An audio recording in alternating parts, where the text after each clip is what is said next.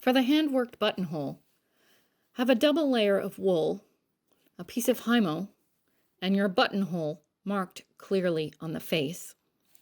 You'll also need some regular weight thread and some heavy thread, a silk or a top stitching thread or a buttonhole thread would all work, just something heavy and a little bit thicker. Using a very short stitch, stitch just outside your mark, along the top, in a small circle, along the bottom, and across the back.